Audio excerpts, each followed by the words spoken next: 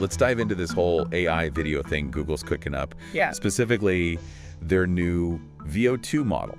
Mm-hmm. And, well, the pricing on this has got people talking. Yeah, for sure. So we're going to be looking at an article from tech.co. Okay. It's called Google's New AI Video Model.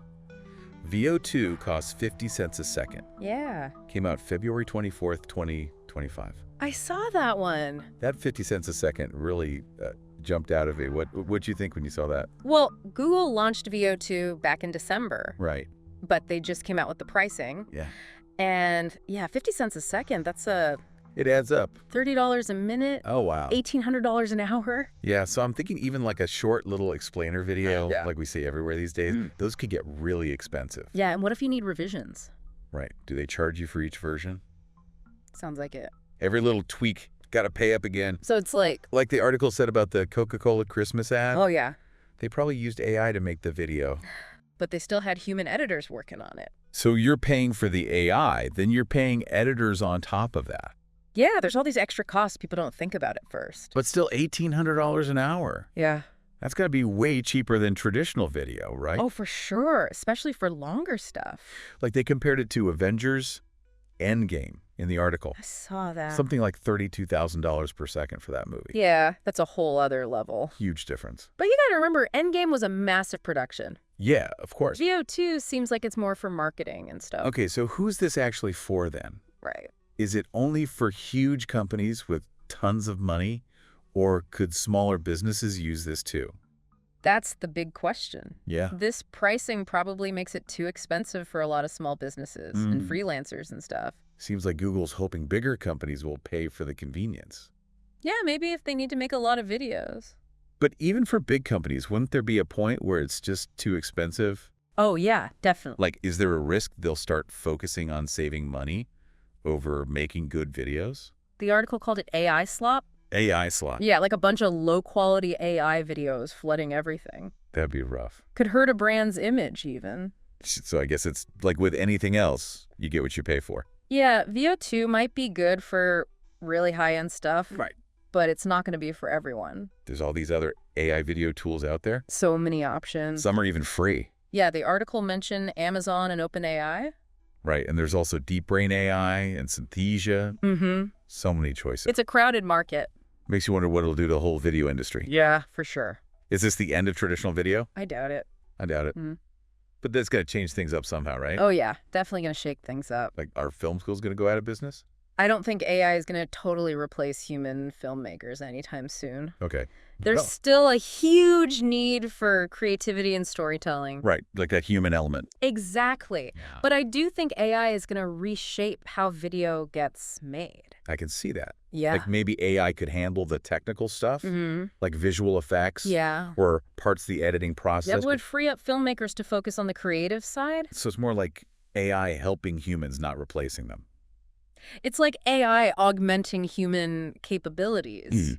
It could lead to some really wild new kinds of video content. Like what? Like, imagine interactive stories where the AI changes the story based on what the viewer chooses. Oh, wow. Or super realistic documentaries that make you question what's real and what's not. Yeah, that's kind of scary, but also really cool. Yeah, that's definitely a brave new world. But couldn't this also lead to lower quality video overall? Mm. Like, what if everyone starts using these tools, even if they don't know what they're doing? Yeah, we talked about AI slop earlier. Right. If companies just focus on pumping out as many videos as possible, Yeah. the quality could really suffer. And then everyone's watching a bunch of crappy AI videos. That could turn people off from video entirely. So how do we deal with all this AI-generated content? It's all about media literacy. What's that? Viewers need to be more critical of what they watch. So don't just believe everything you see. Exactly. Don't just passively absorb whatever pops up on your screen. Okay, so be more active, ask questions. Think about the source. Could they be trying to manipulate you? So we all need to become like digital detectives or something. Pretty much. Pay attention to the details. Are there any visual inconsistencies? Mm-hmm. Does the lighting look weird? Do objects move in a strange way? Those could be signs of AI manipulation. And what about the audio? AI voices are getting really good, Yeah, they are. but they can still sound a little off. Like how? Pay attention to the rhythm of the speech, the intonation, the emotion. Okay. If it sounds robotic or just not quite human, it could be AI. It's like those old sci-fi movies where the robots had those flat, monotone voices. Yeah, those filmmakers were onto something. They were thinking about what makes us human. And how we interact with technology. And now with AI video, those questions are even more important. It's not just about spotting the fakes. Right. It's about understanding the power of this technology. And how it can be used for good or bad. Exactly. So we've talked about how AI might affect the future of video production Mm-hmm. and how people watch video. Right? But what about the creators themselves? That's a great question. How is AI going to change their jobs? Yeah, and what new opportunities might it create? That's a whole other deep dive right there. True. AI tools are already helping creators in ways we never thought possible. Like how? They can help brainstorm ideas, make workflows smoother. Okay. They can even push the limits of what's visually possible. That's pretty cool. But some creators might be worried that AI is going to replace them altogether. Yeah, I can see that. I see it more as a shift in focus. Okay. AI can handle the technical parts, Right? Yeah. so artists and storytellers can focus on what they do best, Which is... bringing their unique visions to life. So it's about working with AI, not against it. Finding the right balance. Makes sense. It's going to require a lot of discussion, experimentation, and adaptation. Because things are changing so fast. Yeah, the landscape is constantly shifting. So what would you say to creators who want to use AI in their work? Be curious. Be willing to learn. Okay. Don't be afraid to try new things. Push the boundaries. It's like AI is giving creators this whole new set of tools Mm-hmm. and a blank canvas to play with. The possibilities are endless. Yeah, that's exciting. And the best part is, we're just getting started. It really feels like we're on the edge of something big. Yeah, like we're all standing on the edge of this huge uncharted territory. And we get to explore it together. Exactly. And as we explore this new world of AI video, Yeah. it's important to remember that we're not just watching it happen. Hmm. We're actively shaping its future. Okay, so we've talked about the cost of AI video and Yeah. how it might change the way videos are made. Right. But what about the people watching these videos? Yeah. How do viewers make sense of all this AI-generated content? It's like we're all of a sudden surrounded by these crazy realistic videos. Yeah. And we need to figure out how to tell what's real and what's not. You got to be skeptical. So don't believe everything you see. Exactly. Just because a video looks real doesn't mean it is. So we need to get better at understanding how media works, right? Yeah, especially online, where there's so much AI content. It's like we need a whole new set of skills for the AI age. Think of it as an upgrade for your media literacy toolkit. Okay, I like that. Start by thinking about who made the video. All right, so like where did it come from? What's their motivation? Are they known for being trustworthy? It's like checking the source of a news story before you believe it. Exactly. But there are also ways to analyze the video itself. Like how? Look for visual inconsistencies. Okay. AI's good at making things look real, but it can still mess up on the details. Like what kinds of details? Pay attention to the lighting, the textures, how things move. If something seems off, it could be a sign of AI manipulation. So I got to be like a detective looking for clues. Yeah, you got it. What about the audio? Is there anything there that could tip me off? AI-generated voices are getting really good. They are so good. But you can still sometimes hear that it's not a real person. Like how? Listen to how the voice goes up and down, the emotion. Okay. If it sounds flat or robotic, it might be AI. You know, it's funny. I was just thinking about all those old sci-fi movies Uh-huh.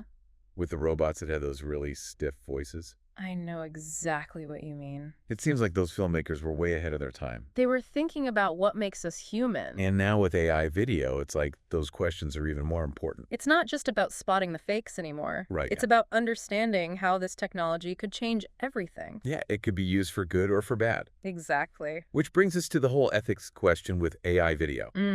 Definitely something we need to talk about. We touched on it a bit. It's clear this technology could be misused. Like for making deep fakes or spreading misinformation. Yeah, and for creating harmful content that could exploit people. It's kind of scary when you think about it. We have to be careful. So what can we do to make sure AI video is used ethically? As AI gets easier to use, Right, more people will have access to it we need to come up with some rules and safeguards. to prevent it from being misused. Exactly. And everyone needs to be involved, the developers, the policymakers, all of us. So it's not just about the technology itself. It's about how we use it. We need to talk about how AI video could affect our society. Our values, our democracy even. And we need to teach people how to navigate this new media landscape. Give them the tools to think critically. So it all comes back to media literacy. It's more important than ever. As viewers, we can't just sit back and let this happen. We need to be active, question what we see, check the facts. Demand more transparency from the people making these videos. Exactly. And remember, it's not just about protecting ourselves from being tricked. There's more to it than that. It's also about shaping the future of AI video. By being careful about what we watch We show creators what kind of content we want. and what standards we expect. Exactly. So to wrap up our deep dive into AI video, we want to leave you with a challenge. Okay, I like this. Be curious, be skeptical, be part of the conversation. Yeah, get involved. The future of video is being decided right now. Right now. And what you choose to watch and share matters. It really does. It'll shape how this technology develops So embrace the possibilities, stay informed, and help us build a future where AI video makes our lives better. and helps us tell stories in new and amazing ways. Thanks for joining us on this deep dive. It's been fun. We hope you learned something new along the way. Definitely. Until next time, keep exploring, keep questioning, keep diving deep.